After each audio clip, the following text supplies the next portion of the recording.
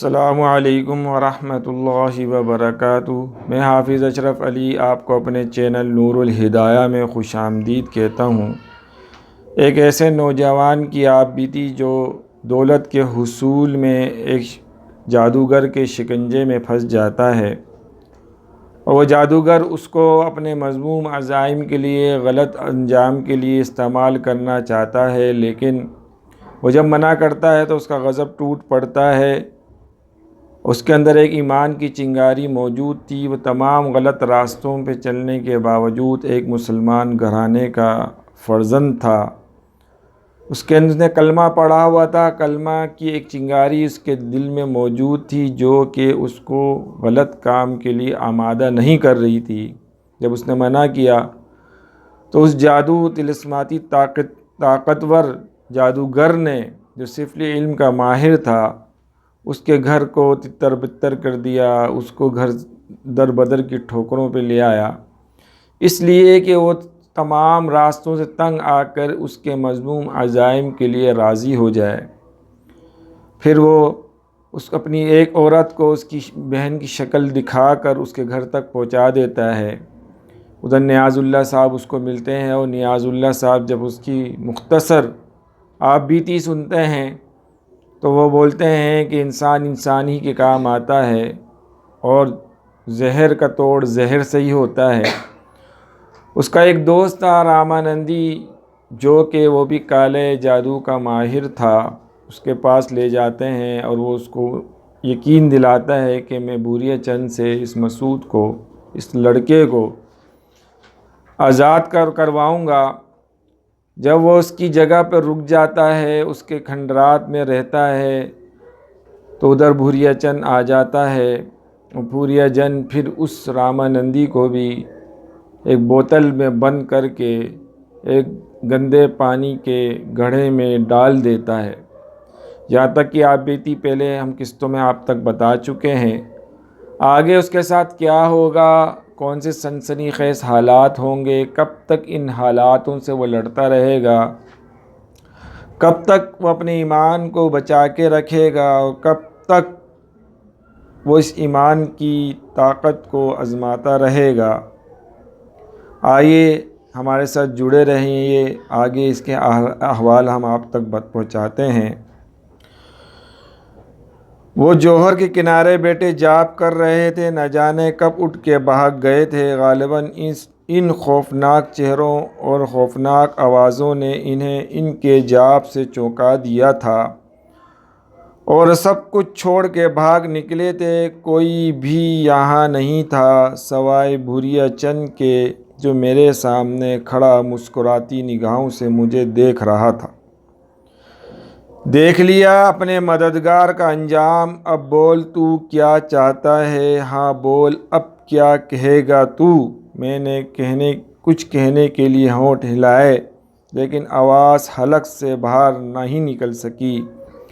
میں پھٹی پھٹی آنکھوں سے بوریا چند کو دیکھتا رہا۔ رامانندی کا یہ انجام میرے لیے بڑا ہی دردناک تھا۔ وہ جو کوئی بھی تھا، کالے جادو کا ماہر تھا، ایک غلیظ ہندو، لیکن میرے لیے انسانیت کے تمام دروازے کھول دیے تھے۔ وہ جو کچھ بھی کرنا چاہتا تھا، میں نہیں جانتا تھا۔ بوریا چند کی زبانی یہ سن کر کہ وہ مجھے گندا خون پلا کر بوریا چند کے لیے ناقابل قبول بنا دینا چاہتا تھا، مجھے کراہیت تو ہوئی تھی، اور یقیناً میرا وجود کسی گندی اور غلیظ شے سے ناپاک ہو جاتا تو میں خوش نہ ہوتا۔ بے شک بوریا چند کی مصیبت سے بچ جاتا، لیکن اپنے ایمان ہی کے لیے تو میں اب تک یہ مصائب برداشت کیے ہوئے تھا۔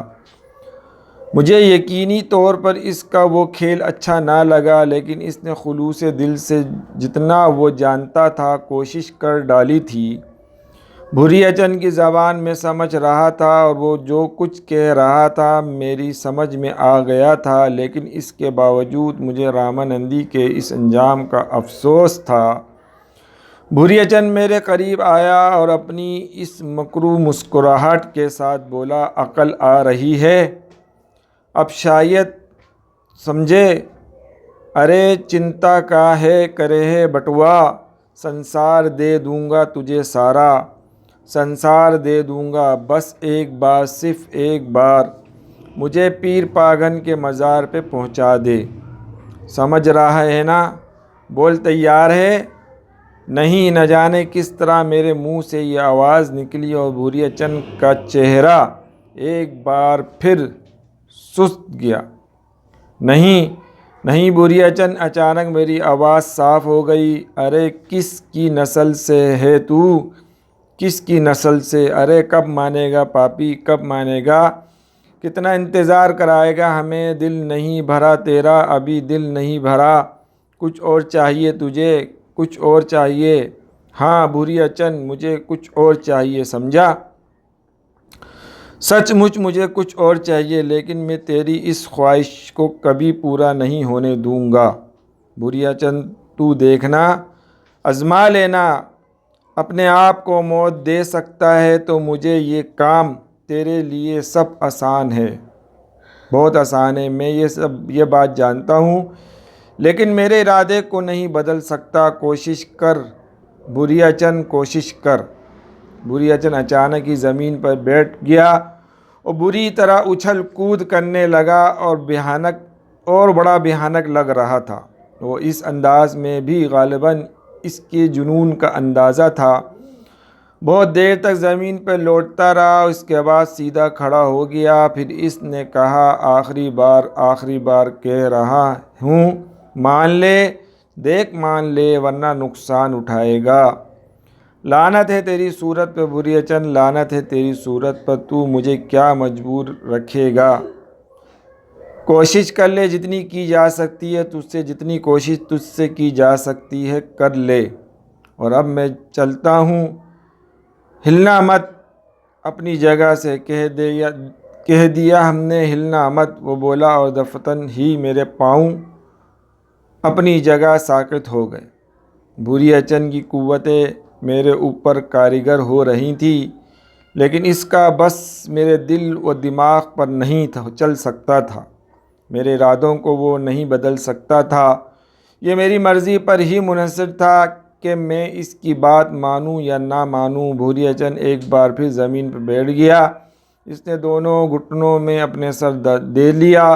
देर तक बैठा रहा और इसके बाद अचानक ही इसके हाथ पाँव बढ़ना शुरू हो गए। वो एक बार फिर मकड़ी की शक्ल इख्तियार कर गया। इसका चेहरा और जिस्म जूं का तूं था, बस मकड़ी की तरह इसके बदन में हाथ पाँव उग रहे थे। इस वक्त भी वो अब एक काली मकड़ी की शक्ल इख्तियार कर गया था और खूनी निगाहों से मुझे देख रहा था। फिर वो मकड़ी आहिस्ता आहिस्ता आगे बढ़ती, मेरे पाँव तो पहले ही अपनी जगह साकित हो गए थे, जैसे इसने मुझे भी किसी अनदेखी जंजीर में जकड़ लिया हो। वो मेरे बिल्कुल करीब पहुंच गया और फिर इसने अपने आगे के पाँव मेरे बदन पर रखे। पूरे बदन में झुरझुरी आ गई, लेकिन कमबख्त आज़ा साकित हो गए थे। इसने मुझे अपने जादू के जाल में जकड़ लिया था। इसके पाँव कुछ और आगे बढ़े और मेरे रानों तक पहुंच गए। वो आहिस्ता आहिस्ता मेरे बदन पर चढ़ रहा था और मेरे पूरे वजूद में सर्द लहर दौड़ रही थी, लेकिन ना हाथ इस काबिल थे कि मैं इसे अपने आप से दूर कर सकूं और ना पाँव साथ दे रहे थे। बस मैं गर्दन झटक रहा था और पसीने से तर हो गया था। वह आहिस्ता आहिस्ता मेरे चेहरे के बिल्कुल करीब पहुंच गया और फिर इसने अचानक अपना मुंह मेरी गर्दन के करीब कर दिया। इसके बाद इसने एक बारीक नुकीली दांत मेरी गर्दन में पेवस कर दी। मुझे शदीद तकलीफ़ का एहसास हुआ। बदन में सुइयां सी चुभी, लेकिन मैं इसे इसके अमल से ना रोक सका। ना जाने क्या कर रहा था वह कमबख्त। चंद लम्हात वो इसी तरह मेरी गर्दन से चिमटा रहा और फिर नीचे उतर गया। गर्दन मिट्टी से उठ रही थी, मगर मैं हाथ उठाकर गर्दन मसल भी नहीं सकता था। बुरिया चंद ने फिर रूप बदला और सीधा खड़ा हो गया। बहुत कुछ जान लिया था तूने हमारे बारे में लड़के, हमारा कुछ ना बिगड़ेगा, ज़िद किए जा, नुकसान उठाएगा। हम फिर तुझसे ये कह कर जा रहे हैं, जब भी हमारा काम करने का मन कर जाए ہمیں آواز دے لینا، تجھ سے دور ہی کتنے ہوتے ہیں، ہم آ جائیں گے اور کھلی چھوٹ ہے تجھے، جو من چاہے کر ہمارے خلاف کچھ نہ کر پائے گا، ہم تجھ سے کہہ دے رہے ہیں، ٹھیک ہے جا دیکھ سنسار کو کیسا ہے، بڑا اچھا لگے گا تجھے، ہم پھر ملیں گے تجھے جب ضرورت ہوگی، بھوریا چند نے کہا اور رخ تبدیل کر کے وہاں سے آگے بڑھ گیا۔ جیسے ہی اس نے رخ تبدیل کیا، مجھے یوں محسوس ہوا جیسے میرے بدن پھر سے متحرک ہو گیا ہو۔ وہ پہلا کام میں نے یہی کیا کہ اپنی گردن کے حصے کو ملنے لگا جس میں شدید سوزش ہو رہی تھی۔ نہ جانے اس کتے نے کیا کر دیا تھا، گردن کے اس حصے کو چھونے ہی سے ٹیسیں اٹھنے لگی تھی۔ کچھ ذہن میں آتا جا رہا تھا، بیچارہ رامانندی ختم ہو گیا میری وجہ سے، اور پتہ نہیں نیاز اللہ صاحب کا کیا ہوا، خدا نخواستہ کہیں وہ بھی اس کالے جادو کے ماہر کے عطاب کا شکار ہو تو نہیں گئے، بڑا غم ہوگا مجھے اگر ایسا ہوا ہوگا۔ اپنی مصیبت میں تو گرفتار تھا ہی، نیاز اللہ صاحب کا خدشہ اور دل میں بیدار ہو گیا۔ میں نے ادھر نگاہیں دوڑائیں، یہاں رکنا تو اب بے مقصد ہی تھا، جوہر میں جا کر اس شیشی کو تو تلاش نہیں کر سکتا تھا، یہ ساری باتیں میری سمجھ سے باہر تھی، بس وقت نے نہ جانے کیا کیا بے تکی چیزیں بجھائی تھیں جنہیں میں نے کبھی خواب میں بھی نہیں سوچا تھا۔ میں کھنڈرات سے واپس چل پڑا، دل میں نیاز اللہ صاحب کا خیال بھی تھا اور اپنی تکلیف بھی بے چین کیے دے رہی تھی۔ چلتا رہا، بس بے دھیانی کا سا عالم تھا۔ حالانکہ کافی فاصلہ طے کر کے تانگے میں بیٹھ کر نیاز اللہ صاحب یہاں آئے تھے، لیکن میں چلا جا رہا تھا، نیاز اللہ صاحب کی خیریت مل جائے بس، اس کے بعد ان کی طرف سے رخ نہیں کروں گا۔ میری نحوستیں کسی بھی اس شخص کو نہیں چھو سکیں گی جس کے دل میرے لیے محبت کا تھوڑا سا بھی جذبہ ابھرے گا، اور جو میری کہانی سے واقف ہو جائے گا۔ خدا کرے نیاز اللہ صاحب خیریت سے رہیں، خدا کرے اس کمبخت سادھو کے دل میں ان کا خیال نہ آئے، بس یہی دعا میرے دل میں تھی۔ نہ جانے یہ سفر کب تک جاری رہا، وقت کا بھی کوئی اندازہ نہیں ہو پا رہا تھا، نیم دیوانگی کی سی کیفیت جاری تھی، بار بار گردن پر ہاتھ پہنچ جاتا، اندازہ بھی نہیں ہو پا رہا تھا کہ گردن پر کیسا زخم ہے، ٹٹولنے سے کوئی احساس نہیں ہوتا تھا۔ نہ جانے کتنا سفر طے ہو گیا، پھر مجھے روشنیاں نظر آئیں، مدھم روشنیاں آبادی کا نشان دے رہی تھیں۔ میں شاید شہر کی حد میں داخل ہو گیا تھا، شہر میں داخل ہوا، لیکن یہ سب کچھ تو اجنبی لگ رہا تھا۔ یہ وہ جگہ تھی، یہ وہ جگہ تو نہیں تھی، میرا مطلب ہے وہ آبادی تو نہیں تھی جہاں نیاز اللہ صاحب رہتے تھے۔ میں راستہ بھٹک کر کسی اور سمت نکل آیا تھا۔ اتنے دن میں تھوڑا بہت اندازہ ان علاقوں کے بارے میں لگا چکا تھا، یقینی طور پہ یہ نیاز اللہ صاحب کی بستی نہیں تھی۔ دل چاہا کہ پھوٹ کے رو پڑوں۔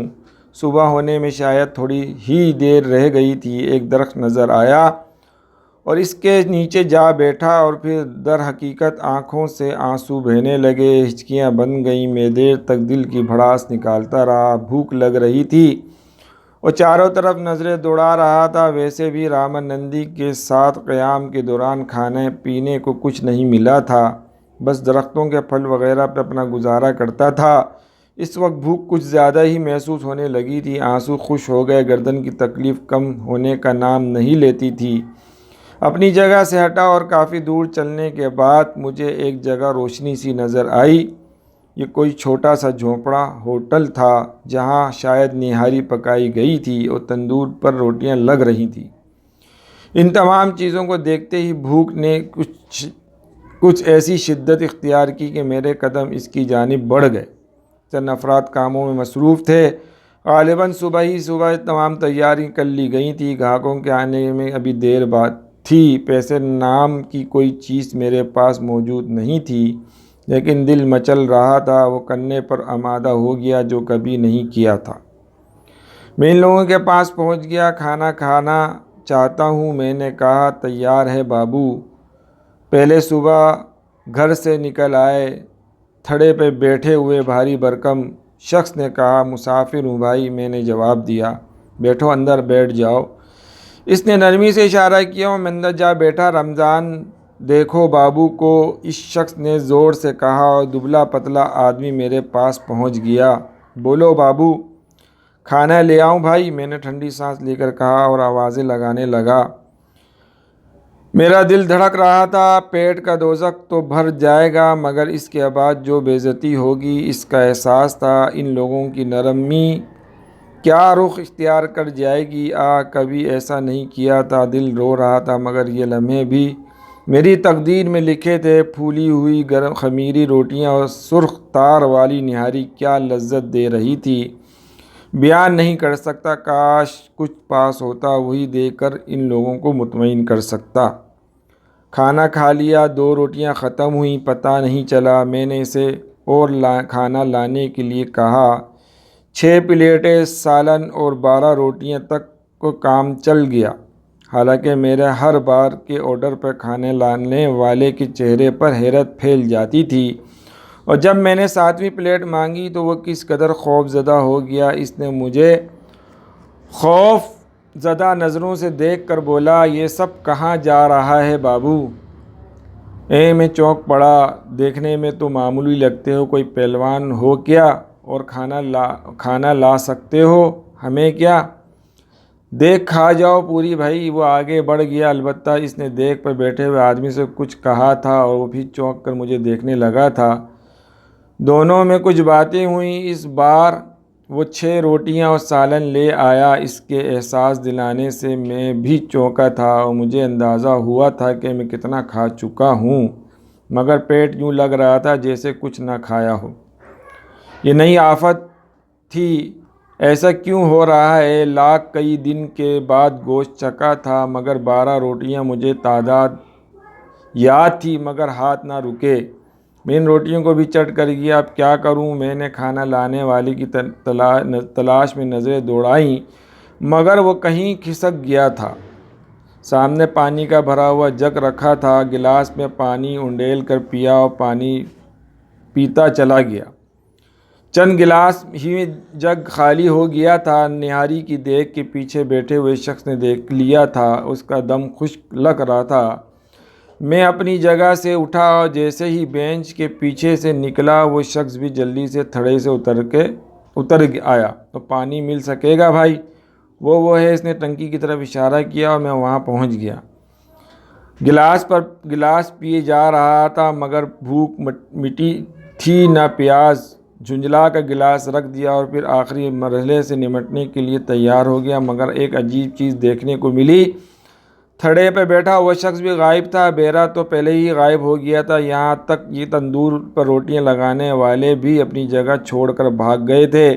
ایک لمحے تو کچھ سمجھ میں نہیں آیا مگر پھر ہنسی آ گئی۔ کام دوسرے انداز میں بن گیا تھا۔ وہ لوگ شاید میری خوراک سے خوف زدہ ہو گئے تھے اور نہ جانے کیا سمجھ کر بھاگ نکلے تھے مگر عزت رہ گئی تھی۔ میں خود بھی تیز تیز قدموں سے وہاں سے چل پڑا اور اس جگہ سے بہت دور آ کر سکون کی سانس لی۔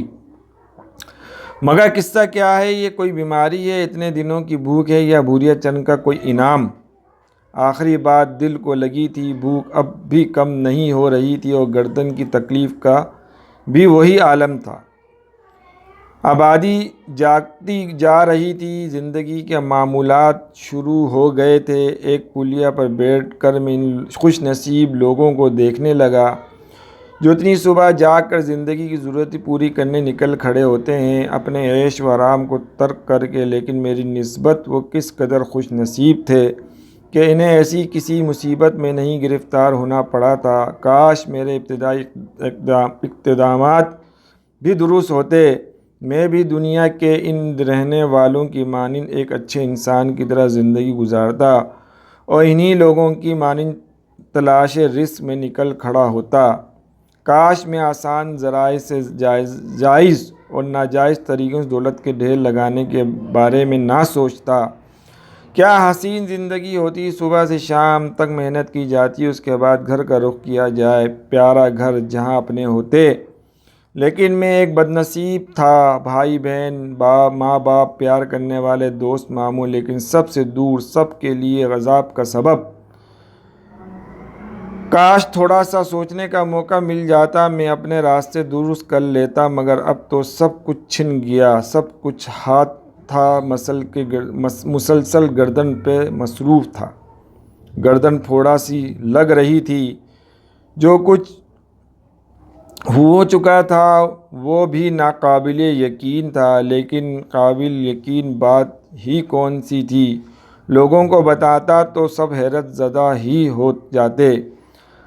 اب تک ایسا ہی ہوا تھا، بڑا عجیب معاملہ تھا۔ میں سمجھ رہا تھا بھوریا چند کا یہ وار سب سے زیادہ سخت ہے۔ اب تک تو دنیا سے ہی چھپتا پھرا تھا، اب دنیا کے لیے اپنے آپ کو نقصان دہ سمجھتا رہا تھا، لیکن بات اب اپنی ہی ذات پر آ گئی تھی۔ یہ بھوک، اس بھوک کا کیا ہوگا؟ ناقابل یقین حد تک کھا پی کر آیا تھا، بھلا اتنی ساری روٹیاں، اتنا سالن جو میری جیسی جسامت کے 8-10 آدمیوں کے لیے کافی ہو، میں اکیلا ہی چٹ کر گیا تھا۔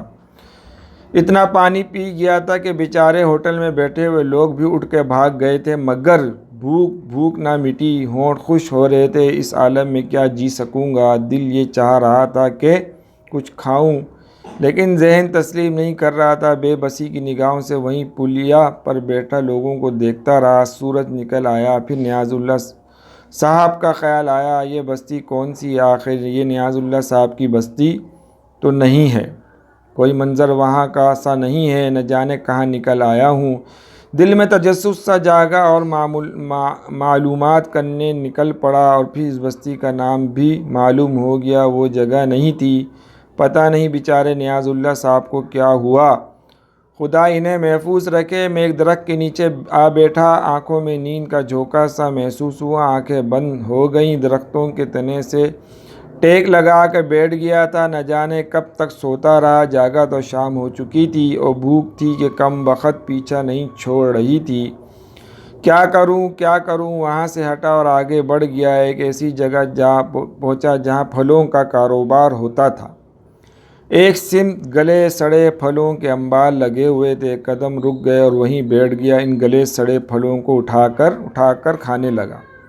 لوگ مجھے دیکھتے ہوئے گزر رہے تھے، لیکن اب تو افتاد پڑی تھی، اسے گزارنا ہی تھا۔ یہ پھل میں ایسے معدے میں اتار رہا تھا، خاصا بڑا حصہ صاف کر دیا، لیکن بھوک نہیں مٹی تھی۔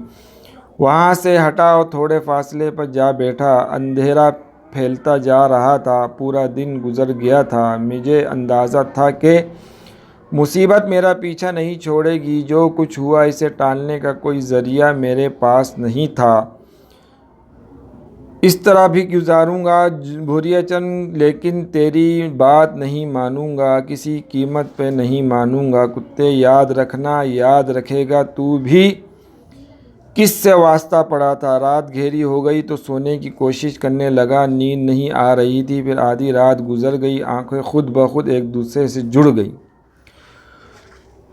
صبح و شام، دن رات میں سڑکوں گلیوں میں مارا پھرتا تھا۔ ایک اور کیفیت مجھے محسوس ہونے لگی تھی کہ جس کا پہلا نمونہ دیکھتے ہی میرا دل خون کے آنسو رو پڑا۔ یہ وہ تھی کہ بدن کے مختلف حصوں پہ ننھے سرخ دانے نمودار ہو گئے تھے، پھر ان دانوں میں سوراخ ہو گئے، اور ان سوراخوں سے باریک مٹی جیسی کوئی چیز باہر نکلنے لگی۔ یہ چیز ان سوراخوں کے اوپر جمع ہو جاتی، میں اسے صاف کرتا تھا، اس میں ہلکی سوزش ہوتی محسوس ہوتی، اس میں لذت کا سا احساس ہوتا، پتہ نہیں کیا ہو رہا تھا۔ دانے پورے بدن پہ پھیل گئے، وہی ہوتا، پہلے دانے نکلتے، پھر سوراخ ہو جاتے، 2-3 دن کے بعد ان سوراخوں سے مٹی جیسی خشکی نکلنا بند ہو جاتی اور گاڑھا سیال نکلنے لگتا، بدن پر سفید نشان بننے لگے تھے۔ حواس معطل ہو رہے تھے، سب سے زیادہ بھوک نے ڈھال کر دیا تھا۔ لوگ مجھ سے دور بھاگنے لگے تھے، وہ مجھ سے گھن کھاتے تھے، ویسے وہ مجھے کھانے پینے کی چیزیں دے دیا کرتے تھے، لیکن کئی بار ایسا بھی ہوا کہ میں تھک ہار کر کسی جگہ بیٹھ گیا اور لوگوں نے میرے سامنے پیسے پھینکنا شروع کر دیے۔ لباس بوسیدہ ہو گیا تھا اور بدن کے سوراخوں سے نکلنے والا سیال لباس کو بھگو کر سڑنے لگا تھا۔ جس سے بدبو اٹھتی تھی۔ پھر ایک دن میں ایسے ہی بیٹھا اپنی تقدیر پہ غور کر رہا تھا کہ ایک سفید گاڑی میرے پاس آ کر رکی۔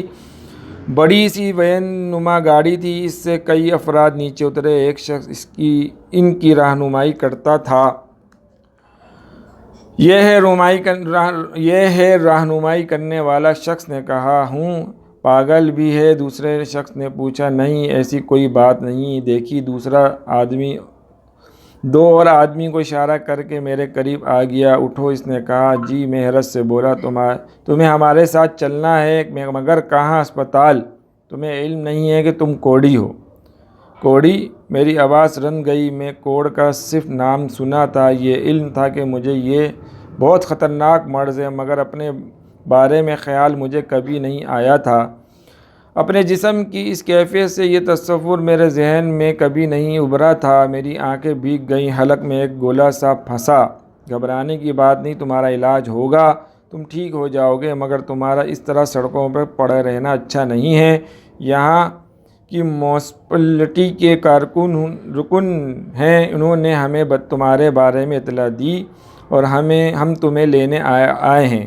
ہمارے ساتھ چلو۔ میں خاموشی سے اٹھ کے گاڑی میں جا بیٹھا۔ گاڑی چل پڑی۔ دل رو رہا تھا۔ یہ بھی ہونا تھا، ٹھیک ہے، ہو جائے، اس کے بعد کیا ہوگا؟ گاڑی کی سفر بہت طویل تھا۔ اس کا اختتام ایک شاندار عمارت پر ہوا۔ مجھے اتار کر ایک کمرے میں پہنچا دیا گیا۔ میں کرسی پہ بیٹھ گیا۔ بڑی صاف ستھری جگہ تھی۔ کچھ دیر کے بعد ایک نرس آئی۔ اس نے مجھے ایک لباس دیتے ہوئے کہا، میرے ساتھ آؤ۔ میں خاموشی سے اس کے ساتھ چل پڑا۔ ایک دروازے قریب رک کر اس نے کہا، یہ غسل خانہ ہے، اندر ایک ڈبہ رکھا ہے جس میں ڈھکن ہے، اپنا یہ لباس اتار کر اس ڈبے میں ڈال دینا، غسل کر کے یہ لباس پہن لینا۔ بہتر ہے، میں نے آہستہ سے کہا۔ غسل خانے میں داخل ہو گیا۔ نرس کی ہدایت پر عمل کر کے میں نے دوسرے لباس میں باہر آیا تو نرس میرے انتظار کر رہی تھی۔ وہ مجھے ساتھ لے کر ایک بڑے کمرے میں داخل ہو گئی۔ اس نے مجھے یہاں ایک جگہ بٹھا لیا۔ 2 عورتیں اور 3 مرد یہاں پہلے بیٹھے ہوئے تھے۔ یہ بھی میری طرح کوڑی تھے۔ کافی دیر انتظار کرنا پڑا، پھر میری طلبی ہوئی۔ اندر کئی ڈاکٹر بیٹھے ہوئے تھے۔ مجھے ایک کرسی پہ بیٹھنے کے لیے اشارہ کیا اور پھر ان میں سے ایک نے کہا، کیا نام ہے؟ میں نے کہا، مسعود۔ باپ کا نام؟ محفوظ احمد۔ تمہارا اہل خانہ کہاں ہے؟ مجھے نہیں معلوم۔ کیوں؟ میں طویل عرصے سے ان سے بچھڑا ہوا ہوں۔ خاندان میں والدین میں کوئی اس کا مریض تھا؟ خدا نہ کرے یہ بدنصیبی سی میرے حصے میں آئی۔ انہوں نے اس مرض کی ابتدا پوچھی، عرصے کے بارے میں معلوم کیا، مزید کیفیات پوچھی تو میں نے بھوک کے بارے میں بتایا۔ یہاں تم پیٹ بھر کے کھانا، ایک ہمدرد ڈاکٹر نے کہا، اور پھر مجھے اس ہسپتال میں داخل کر لیا گیا۔ جنرل وارڈ تھا، بہت سے مریض تھے، بھیانک چہرے جذام کا شکار۔ انہیں دیکھ کر خوف آتا، مگر تقدیر میں یہی لکھا ہوا تھا۔ میرے بہت سے ٹیسٹ ہوئے، ان کی رپورٹیں موصول ہوئیں تو ڈاکٹروں کو حیرت ہوئی کیونکہ ان کے خیال کے مطابق میرے خون میں کوڑ کے جراثیم نہیں تھے۔ مجھے ڈاکٹروں کے بورڈ کے سامنے ان تمام رپورٹوں کے ساتھ پیش کیا گیا اور ڈاکٹروں نے انٹرویو لیا، مگر میں اس پناہ گاہ کو چھوڑنا نہیں چاہتا تھا۔ یہاں کچھ سکون تھا۔ میں نے انہیں بوریچن کے بارے میں کچھ نہیں بتایا، مگر مجھے جنرل وارڈ سے اسپیشل وارڈ میں منتقل کر دیا گیا۔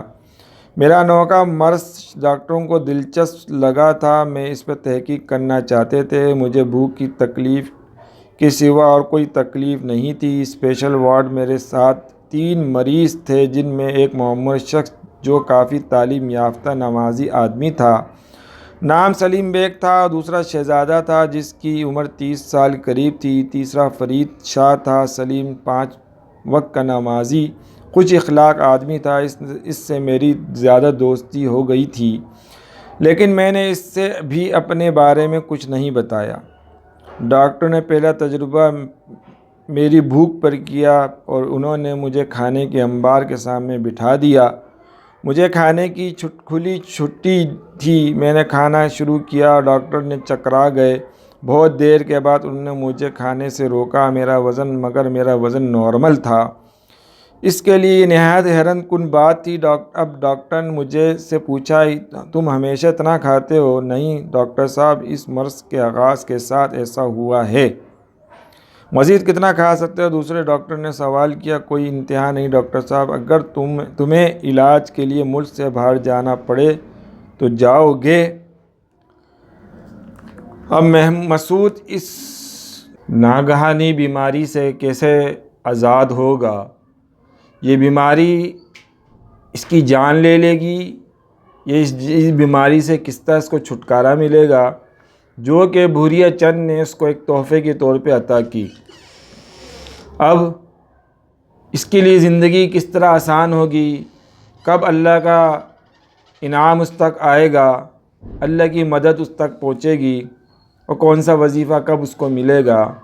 آپ کو ہماری ویڈیو پسند آئی ہے تو ہماری ویڈیو کو سبسکرائب کریں، لائک کریں، شیئر کریں تاکہ ہر آنے والی ویڈیو آپ تک پہنچ سکے۔ جب تک کے لیے اجازت دیجیے۔ السلام علیکم ورحمۃ اللہ وبرکاتہ۔